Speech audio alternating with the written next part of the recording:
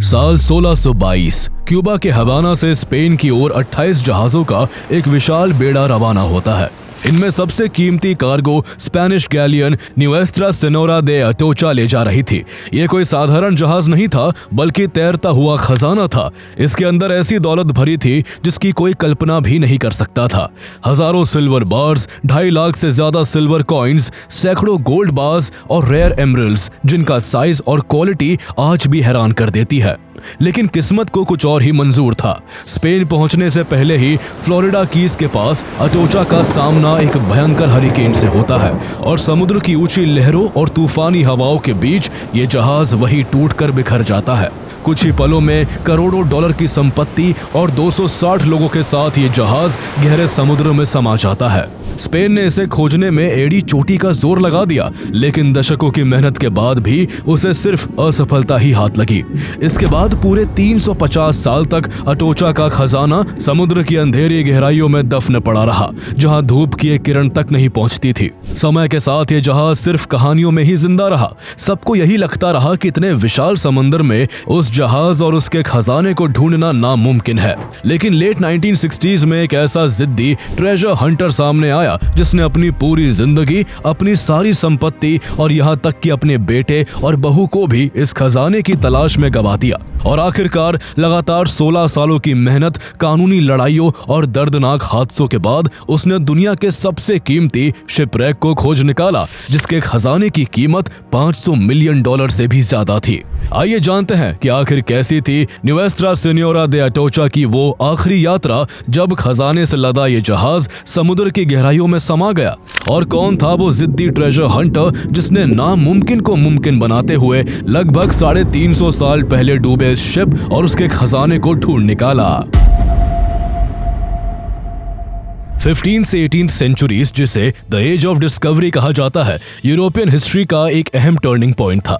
इस दौर में यूरोपियन सेलर्स ने अपने साहसिक मैरीटाइम एक्सप्लोरेशंस के जरिए दुनिया के उन हिस्सों तक पहुंच बनाई जो रॉ मटेरियल्स, कीमती रत्नों और दुर्लभ मसालों से भरे पड़े थे। इन खोजों ने न सिर्फ यूरोप को इकोनॉमिकली पावरफुल बनाया, बल्कि आने वाले समय में पूरे वर्ल्ड के पॉलिटिकल और ट्रेड मैप्स को भी हमेशा हमेशा के लिए बदल कर रख दिया। इसी दौर के की फिगर्स में वास्को ड गामा और क्रिस्टोफर कोलंबस का भी नाम शामिल था। यूं तो क्रिस्टोफर कोलंबस स्पेन के झंडे तले भारत की खोज में निकला था, लेकिन वो रास्ता भटककर साल 1492 में अमेरिकास यानी न्यू वर्ल्ड पहुंच गया। उसकी इसी खोज के बाद स्पेन के न्यू वर्ल्ड एक्सपीडिशन शुरू हुए, जिन्होंने पूरे यूरोप की तकदीर बदल दी। स्पेन ने सैकड़ों सालों तक अमेरिकास पर मोनोपोली बनाए रखी और वहां से गोल्ड, सिल्वर और दूसरे कीमती रत्न लूटकर यूरोप का सबसे पावरफुल देश बन गया। स्पेन इकोनॉमिक पावर के शिखर पर पहुंच चुका था, लेकिन समय के साथ और भी यूरोपियन शक्तियां उभरने लगी। जहां ब्रिटिश और फ्रेंच ने अमेरिका, एशिया और अफ्रीका तक पहुंचने के रास्ते खोज निकाले, तो वहीं डच ने खजानों से भरी स्पेनिश शिप्स को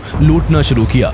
इस खतरे से बचने के लिए स्पेन ने एक रूल बनाया कि उसके सभी मर्चेंट शिप्स कॉन्वॉय में ट्रैवल करेंगे और उनकी सुरक्षा के लिए साथ में गैलियन वॉरशिप्स तैनात रहेंगी। हर साल स्प्रिंग सीजन में कॉन्वॉय स्पेन से रवाना होकर कैरेबियन कंट्रीज पहुंचते और फिर स्पेनिश कॉलोनीज के पोर्ट से ट्रेजर इकट्ठा करके वापस स्पेन लौट आते। ऐसे में स्पेनिश अथॉरिटी को एक ऐसे कार्गो शिप की जरूरत महसूस हुई जो बेहद सुरक्षित हो। इसी मकसद से हवाना में एक कार्गो शिप का निर्माण शुरू हुआ, जो साल 1620 तक बनकर तैयार हो गया।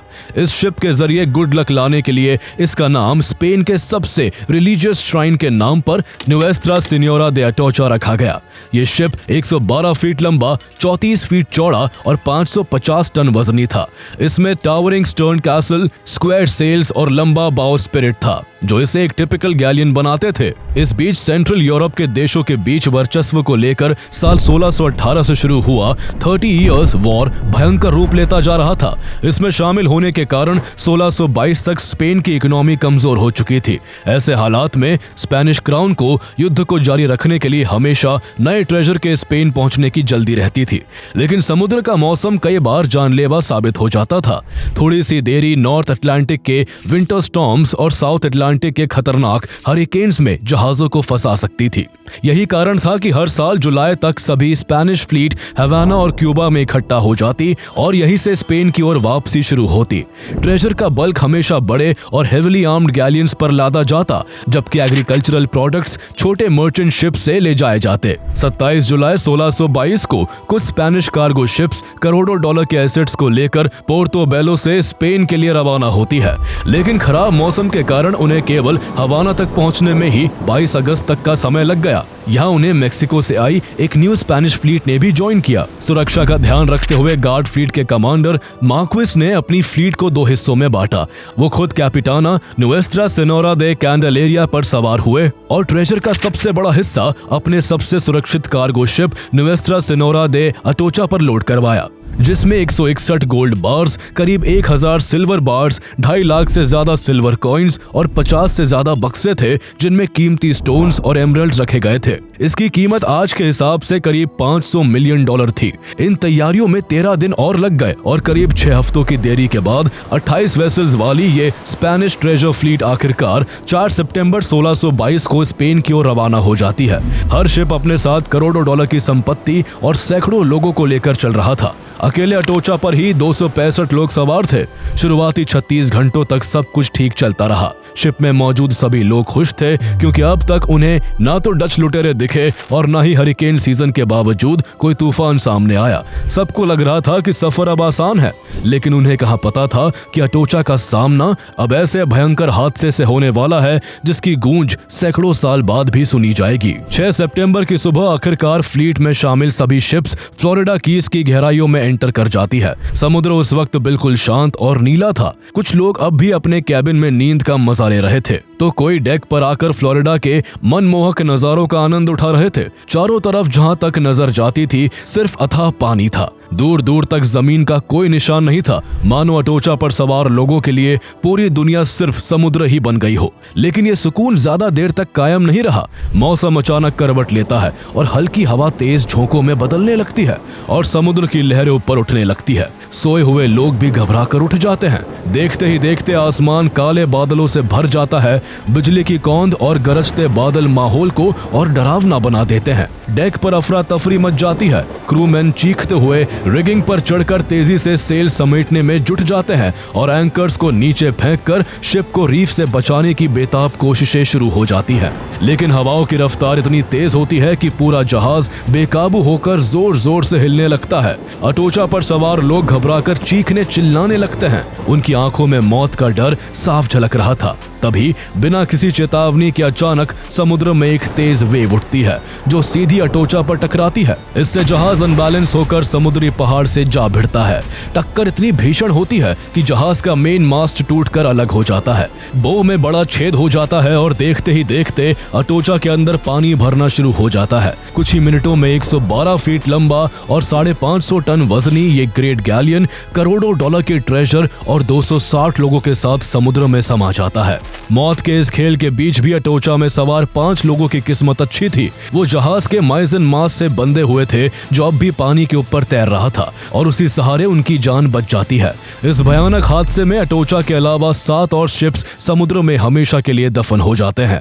हालांकि मार्क्वेस की कैंडेलेरिया समेत 20 शिप्स की किस्मत अच्छी थी और ये सभी तूफान के बीच भी वहां से बच निकलकर सुरक्षित गल्फ ऑफ मेक्सिको तक पहुंच जाते हैं। अगली सुबह जब तूफान थमता है तो फ्लीट में बची हुई शिप्स रेस्क्यू में लग जाती है। शिप सेंटा क्रूज के जरिए पहले अटोचा से जिंदा बचे 5 लोगों को रेस्क्यू किया जाता है और इसके बाद रेस्क्यूअर्स डूब चुकी अटोचा और दूसरे शिप के ट्रेजर की तलाश शुरू कर देते हैं। चूंकि इन्हें डूबे अभी कुछ ही घंटे हुए थे, इसलिए समुद्र के अंदर उनका मलबा मिलना शुरू हो जाता है। कुछ गोताखोर हल के अंदर घुसने की कोशिश करते हैं, लेकिन उनके हैचेस इतने मजबूती से बंद होते हैं कि गहराई में उन्हें खोल पाना नामुमकिन साबित होता है। इसलिए रेस्क्यूअर्स अटोचा के डूबने वाली साइट को मार्क कर स्पेन लौट जाते हैं ताकि बाद में बड़े स्तर पर सर्च की जा सके। लेकिन किस्मत ने एक और वार किया। अगले ही महीने एक और भयानक हरिकेन आता है जो अटोचा के रैक को पूरी तरह तबाह कर देता है। जिससे उसका मलबा समुद्र में मीलों दूर तक बिखर जाता है। स्पेन अगले 60 सालों तक अटोचा को ढूंढने की कोशिश करता रहा, लेकिन कोई सुराग हाथ नहीं लग सका। ऐसा लगता था जैसे समुद्र ने ट्रेजर समेत पूरे जहाज को हमेशा के लिए निगल लिया हो। गुजरते वक्त के साथ धीरे धीरे लोग अटोचा की कहानी भूलने लगे, लेकिन 347 साल बाद किस्मत ने एक बार फिर करवट ली और ये भूली बिसरी कहानी अचानक सुर्खियों में आ गई। स्पेनिश रेस्क्यूअर्स को अटोचा की डूबने वाली लोकेशन पर कुछ न मिलने के बाद उसका रैक सदियों तक फ्लोरिडा की अथाह गहराइयों में बिना छेड़े पड़ा रहा। लेकिन ये भूला बिसरा शिपरेक अचानक फिर सुर्खियों में तब आया जब 1960 में shipwreck historian John S Potter junior ने द ट्रेजर डाइवर्स गाइड नाम की एक बुक पब्लिश की। इस किताब में कई हाईली एक्सपेंसिव स्पेनिश रैक्स और उनकी पोटेंशियल लोकेशंस का जिक्र था। इस किताब के पब्लिश होते ही छोटे छोटे ट्रेजर हंटर फ्लोरिडा के शैलो कोस्टल वाटर्स में खजानों की तलाश शुरू करने लगे। इसी से प्रभावित होकर एक बिल्डिंग कॉन्ट्रैक्टर किप वैगनर ने भी ठान लिया कि वो इन कीमती शिपरेक को खोज कर ही दम लेगा। उसने कुछ और ट्रेजर हंटर्स के साथ मिलकर रियल 8 नाम की एक कंपनी बना ली और यहीं से उसने कैलिफोर्निया के famous treasure hunter Mel Fisher को फ्लोरिडा आने का न्योता दिया। मेल फिशर को डूबे जहाजों की कहानियों का जुनून बचपन से ही था। स्कूल के दिनों में वो लाइब्रेरी में पायरेट्स और संकन गोल्ड की कहानियां पढ़ते रहते थे। पढ़ाई पूरी करने के बाद 1950s में उन्होंने स्कूबा डाइविंग गियर डेवलप करने में पायनियरिंग काम किया और बाद में कैलिफोर्निया में खुद की डाइव स्कूल खोली, जहां कुछ ही सालों में उन्होंने अपनी वाइफ के साथ मिलकर 60,000 से ज्यादा लोगों को डाइविंग सिखाई। लेकिन उनका दिल हमेशा ओशन और उसमें डूबे ट्रेजर्स में लगा रहता था। उन्होंने कैरेबियन कंट्रीज में कई शिपरेक एक्सपेडिशंस भी सक्सेसफुली पूरे किए थे। इसलिए जब उन्हें फ्लोरिडा में चल रही सर्च एक्टिविटीज का पता चला तो उनका इंटरेस्ट और गहरा हो गया। उन्होंने जल्दी ही रियल 8 कंपनी के साथ एक एग्रीमेंट कर लिया और फ्लोरिडा में एक और स्पेनिश शिपरेक 1715 फ्लीट की खोज शुरू कर दी। पहले ही साल उन्हें उस संकन फ्लीट से गोल्ड और सिल्वर हाथ लगा। इससे उनके अंदर ये यकीन और पुख्ता हो गया कि अगर फ्लोरिडा की को सही ढंग से खोजा जाए तो समुद्र की गहराइयों से करोड़ों की संपत्ति निकाली जा सकती है। यही से उनका ध्यान न्यूएस्त्रा सेन्योरा दे अटोचा की ओर गया। पायरेट लोर में अटोचा को घोस्ट गैलियन कहा जाता था क्योंकि लोगों का मानना था कि ये कभी थी ही नहीं। लेकिन मेल फिशर को भरोसा था कि अटोचा सिर्फ इसलिए नहीं खोजी जा सकी क्योंकि किसी ने उसे शिद्दत से खोजा ही नहीं, और यही शिद्दत उनके अंदर थी। उन्होंने कैलिफोर्निया में अपनी सारी संपत्ति बेच दी और परिवार और कुछ साथियों के साथ 1968 में फ्लोरिडा के की वेस्ट में आकर बस गए। उन्होंने अटोचा की खोज को ही अपनी जिंदगी का मिशन बना लिया। मेल फिशर ने 17th सेंचुरी के एक डॉक्यूमेंट को आधार बनाया जिसमें अटोचा के डूबने का जिक्र था। उसी के सहारे उन्होंने अपने साथियों के साथ फ्लोरिडा के मैटकुम्बे कीज एरिया में अटोचा को तलाशना शुरू कर दिया। एक साल में उन्होंने 1 लाख माइल्स के एरिया को बारीकी से सर्च किया, लेकिन उन्हें यहाँ अटोचा का कोई सुराग नहीं मिला। धीरे धीरे उनका हौसला टूटने लगा। लोग उनका मजाक उड़ाते थे क्योंकि उन्होंने अटोचा की खोज के लिए अपनी सारी संपत्ति बेच दी थी। लेकिन मेल फिशर हार मानने वालों में से नहीं थे। जब भी उनका क्रू या फैमिली डिमोटिवेट होती तो सिर्फ एक ही लाइन कहते, टुडे इज द डे, यानी क्या पता आज ही वो चीज मिल जाए जिसका इंतजार है। ये लाइन सुनकर सभी का जोश फिर से लौट आता। मैटकुम्बे कीज एरिया बार बार सर्च करने के बाद भी जब अटोचा का नामो निशान नहीं मिला तो मेल फिशर ने ट्रेजर हिस्टोरियन यूजीन लियोन से हाथ मिला लिया। फिशर ने उनसे कहा कि रिकॉर्ड्स खंगाल कर ये पता लगाया जाए कि अटोचा आखिर एग्जैक्टली कहां डूबी थी। इसके बाद यूजीन लियोन सेविल के स्पेनिश आर्काइव्स पहुंचे और पुराने रिकॉर्ड्स को खंगालना शुरू कर दिया। काफी खोजबीन के बाद उन्हें वहां एक डॉक्यूमेंट मिला जो अटोचा के डूबने के 4 साल बाद लिखा गया था। उसमें उस ग्रुप का जिक्र था जिसने अटोचा को खोजने की कोशिश की थी।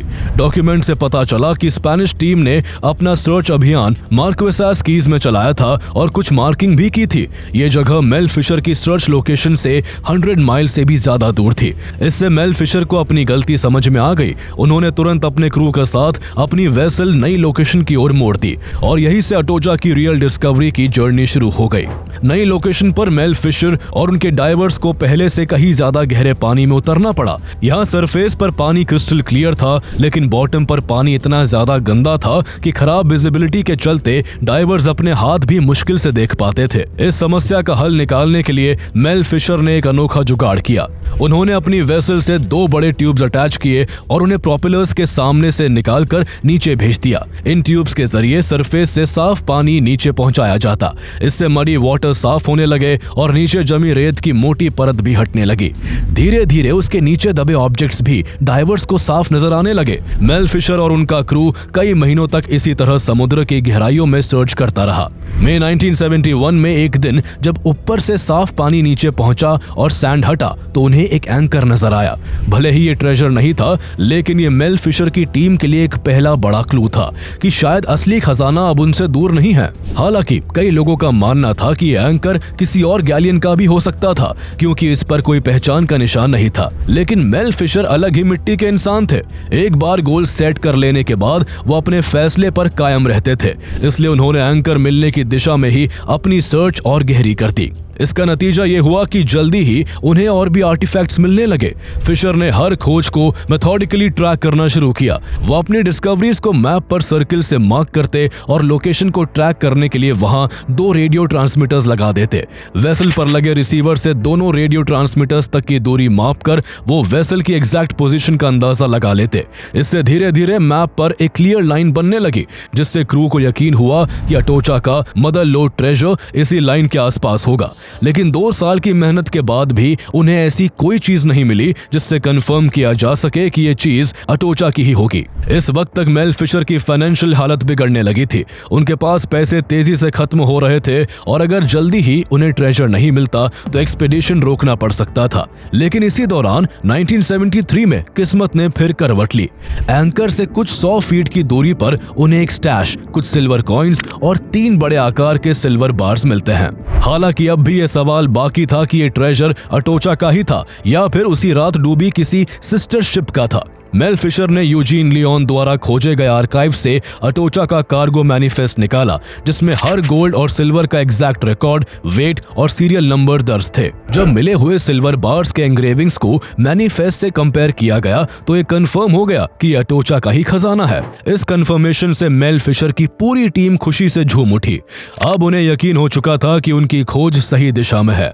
ये डिस्कवरी उनके लिए न सिर्फ मोरल बूस्टर थी, बल्कि फाइनेंशियली भी उन्हें इससे सपोर्ट मिला। शुरुआत में इन्हें बेचने में उन्हें दिक्कत भी आई, क्योंकि 300 साल से ज्यादा वक्त तक ओशन में दबे रहने से सिल्वर पर गंदगी की मोटी परत जम गई थी। इसलिए एक वर्कशॉप सेट की गई और एक प्रोडक्शन लाइन डेवलप की गई, जिसमें बार्स को साफ करके वापस चमकाया गया। इनसे उन्हें अच्छा खासा पैसा मिला और एक्सपीडिशन में नई जान आ गई। लेकिन जब सब बिल्कुल सही ट्रैक पर था, तभी कहानी में एक नया मोड़ आ गया।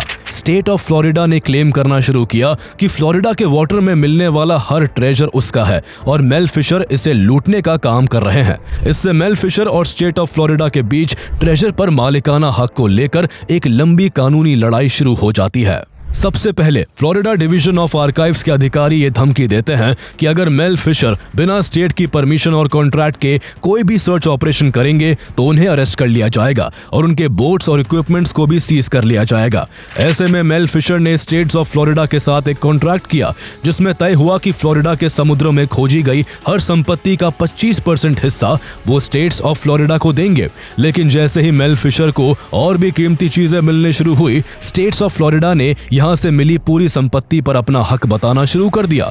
ऐसे में मेल फिशर ने मजबूर होकर यूएस डिस्ट्रिक्ट कोर्ट में एक पिटीशन फाइल की और कहा कि वो अटोचा के डिस्कवरर है, इसलिए इसकी ओनरशिप भी उन्हीं की होनी चाहिए। मेल फिशर एक तरफ कानूनी लड़ाई लड़ रहे थे और दूसरी तरफ ओशन में छिपे अटोचा के बाकी आर्टिफैक्ट्स की तलाश भी कर रहे थे। इस दौरान उनका क्रू 2 हिस्सों में बंटकर सर्च कर रहा था। कुछ लोग फ्लोरिडा के shallow area bank of Spain में लगे थे, जबकि मेल फिशर का बेटा डर्क फिशर डीपर वाटर्स में अटोचा के आर्टिफैक्ट्स ढूंढ रहा था। इसी क्रम में 13 जुलाई 1975 को जब डर्क ने समुद्र में गोता लगाया तो उसे अचानक एक साथ 5 ब्रॉन्ज कैनन्स दिखे। उसी दिन इस एरिया में एक और क्रू मेंबर पैट लाइन ने भी 4 ब्रॉन्ज कैनन्स खोज निकाले। अहम बात यह थी कि सभी कैनन्स पर बने मार्क्स ये साफ साफ कंफर्म करते थे कि ये सभी कैनन्स अटोचा के ही है। अब अटोचा के बाकी के खजाने के खोजे जाने की उम्मीद बढ़ गई। बड़ी सफलता हाथ लगने से डर्क फिशर का हौसला 7वें आसमान पर था। वो हर कदम पर अपने पिता का साथ देना चाहता था और अपनी डिस्कवरी से अपने पिता को प्राउड फील करवाना चाहता था। लेकिन किस्मत ने शायद कुछ और ही सोच रखा था।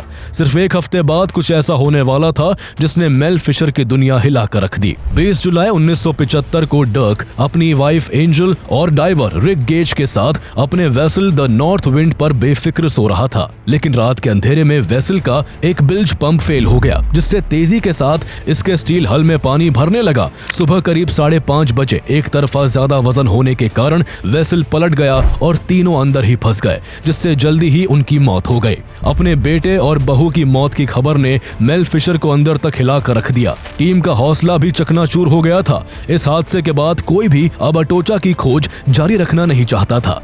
ये ट्रेजेडी इतनी भारी थी कि किसी भी इंसान की स्पिरिट को एक झटके में तोड़ सकती थी, लेकिन मेल फिशर ने अपने बेटे की याद को अपनी स्ट्रेंथ बनाने का फैसला किया और अपने आंसू पहुंचते हुए अपने क्रू से कहा, हम डर्क के नाम पर इस रैक को पूरा ढूंढेंगे। अब उनके लिए ये खोज केवल गोल्ड और सिल्वर पाने का मिशन नहीं रही, बल्कि उनके लिए ये एक ड्रीम बन चुका था, जिसे वो अपने बेटे और बहू की आत्मा की शांति के लिए पूरा करना चाहते थे।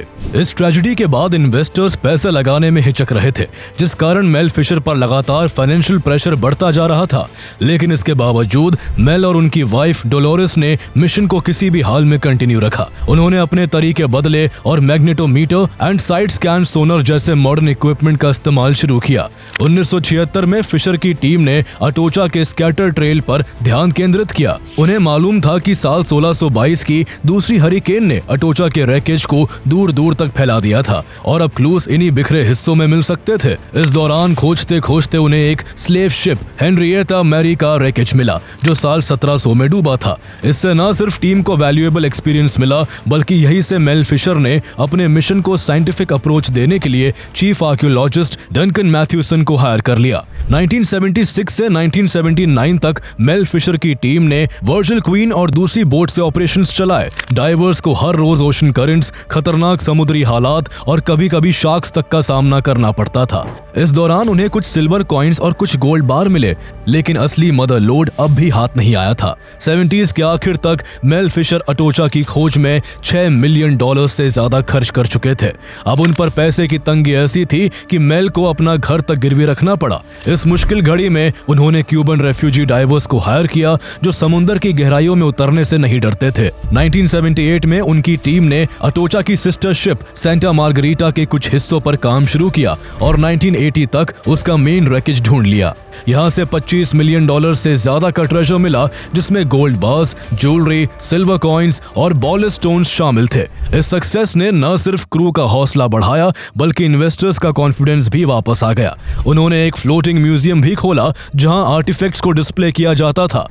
इसी बीच अटोचा के स्कैटर एरिया से नेविगेशनल इंस्ट्रूमेंट्स, आर्मामेंट्स और सिरेमिक वेसल्स भी निकाले गए, जिन्हें फ्लोटिंग म्यूजियम में ही रखा गया। इस दौरान ट्रेजर पर ओनरशिप को लेकर लीगल बैटल भी चरम पर थी। फ्लोरिडा स्टेट ट्रेजर पर अपना हक जता रही थी, जबकि फिशर और उनके लॉयर्स का तर्क था कि ये सब इंटरनेशनल वाटर्स में है और इस पर लीगली ट्रेजर सेल्वर्स का हक बनता है। लंबी कानूनी लड़ाई के बाद 1 जुलाई 1982 को वो ऐतिहासिक दिन आया जब सुप्रीम कोर्ट ने मेल फिशर के पक्ष में फैसला सुनाया। कोर्ट ने साफ कहा कि ट्रेजर की 100% ओनरशिप ट्रेजर सेल्वर्स को मिलेगी। ये विक्ट्री फिशर के लिए गेम चेंजर थी। अब उनका मिशन लीगली सुरक्षित था और साथ ही टीम का मनोबल और इन्वेस्टर्स का भरोसा दोनों नई ऊंचाइयों पर पहुंच गया। इसके बाद 1983 में फिशर ने अपनी सर्च को और भी मॉडर्न टेक्नोलॉजी से लैस कर दिया। सब बॉटम प्रोफाइलर जैसी एडवांस टेक्नोलॉजी अपनाई गई, जिससे समुद्र की सतह के नीचे दबे ऑब्जेक्ट्स डिटेक्ट हो सके।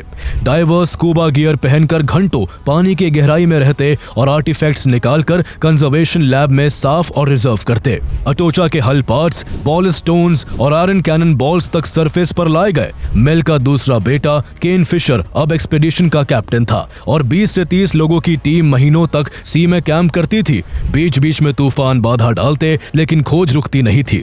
1983 में जब टीम लाइन के अलोंग सर्च कर रही थी, तो अचानक मैग्नेटोमीटर ने तेज सिग्नल दिखाया। डाइवर्स ने साउथ ईस्ट डायरेक्शन में मेटालिक ऑब्जेक्ट्स देखे और जब उन्हें मैप पर प्लॉट किया गया तो ओरिजिनल लाइन से एक नई ब्रांच लाइन बनी। टीम को मालूम था कि जहाज डूबते वक्त टूट गया था, इसलिए उसका मलबा अलग अलग दिशाओं में बिखरा होगा। उन्होंने इस नई लाइन को फॉलो किया और छोटे छोटे ट्रेजर्स लगातार मिलते रहे। 1984 तक अटोचा की खोज रंग दिखाने लगी। 1,14,000 सिल्वर कॉइन्स और कई गोल्ड बार्स खोजे गए। उन्हें 43 गोल्ड चेन्स भी मिली, जिनकी टोटल लेंथ 180 फीट थी।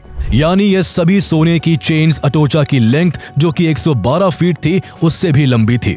इसके अलावा उन्हें कोलंबिया की म्यूजो माइन से आए एमरल्ड्स जड़ी हुई ज्वेलरी भी मिली। मेल फिशर और उनकी खोज अब मीडिया की सुर्खियों और डॉक्यूमेंट्रीज का हिस्सा बनने लगी थी। फिर आया 20 जुलाई 1985 का वो दिन जिसके लिए मेल फिशर और उनकी टीम पिछले 16 सालों से मेहनत कर रही थी।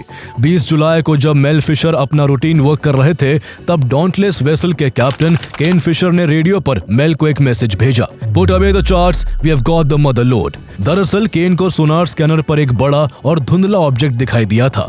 इसके बाद डाइवर्स तुरंत पानी में उतरे। उन्हीं में से एक ग्रेग वॉरहैम नाम के डाइवर ने अपने इंस्टिंक्ट पर 100 यार्ड्स ईस्ट की तरफ जाने का फैसला किया और वहां उन्होंने देखा कि एक 80 फुट लंबा शिपरेक पड़ा हुआ है। उनके चारों ओर सोने और चांदी के बार्स और चांदी के सिक्कों से भरे चेस्ट बिखरे पड़े थे। मेल फिशर और उनकी टीम ने आखिरकार अटोचा का मदर लोड ढूंढ लिया था और ये डिस्कवरी बिल्कुल उसी दिन हुई जिस दिन डर्क, एंजल और रिक की मौत के एग्जैक्ट 10 साल पूरे हुए। ऐसा लग रहा था जैसे किस्मत ने मेल के जख्मों पर मरहम लगाया हो। रैकेज में एक थंब साइज एमरल्ड मिला जिसकी कीमत $8 लाख से भी ज्यादा आकी गई। कुछ ही दूरी पर एक और एमरल्ड निकला जिसकी वैल्यू $1 मिलियन से ऊपर थी। धीरे धीरे मलबे से 3000 से ज्यादा फाइनेस्ट अनकट एमरल्ड्स सरफेस पर आए, जिसने ये साबित कर दिया कि मेल फिशर का उस मिस्टीरियस डॉक्यूमेंट पर भरोसा बिल्कुल सही था। अटोचा से निकले ट्रेजर की कीमत आज के हिसाब से करीब $500 मिलियन की थी। की वेस्ट में मेल फिशर ने मेल फिशर मैरीटाइम म्यूजियम स्थापित किया जहां आज भी अटोचा से निकले आर्टिफैक्ट्स और ट्रेजर रखे हुए हैं। विजिटर्स अब इन सोने चांदी की बार्स, चेन्स, सिक्कों और एमरल्ड्स को देखते हैं तो उनके सामने सिर्फ एक शिप का इतिहास नहीं खुलता बल्कि इंसानी जज्बे, संघर्ष और उम्मीद की सबसे बड़ी कहानी भी सामने आती है। कई क्रिटिक्स इस म्यूजियम को आर्कियोलॉजी की लूट मानते हैं, लेकिन एडमायरर्स के लिए ये साहस और परसिवेरेंस का जीता जागता उदाहरण है, क्योंकि मेल ने 16 साल की लगातार मेहनत से साबित किया था कि अगर किसी चीज के पीछे मेहनत, ईमानदारी और शिद्दत से लगा जाए तो नामुमकिन सपने भी हकीकत बन जाते हैं। 1998 में मेल फिशर की मौत हो गई, लेकिन उनका परिवार और क्रू आज भी उनकी लेगेसी को आगे बढ़ा रहा है। 2014 में Guinness book of world records ने अटोचा की खोज को the most valuable shipwreck ever recovered घोषित किया। आज जब दुनिया अटोचा का नाम लेती है तो दिमाग में सिर्फ सोने चांदी से भरे चेस्ट की तस्वीरें नहीं आती, बल्कि मेल फिशर के अटूट विश्वास से भरी वो लाइन भी याद आती है, टुडे इज द डे।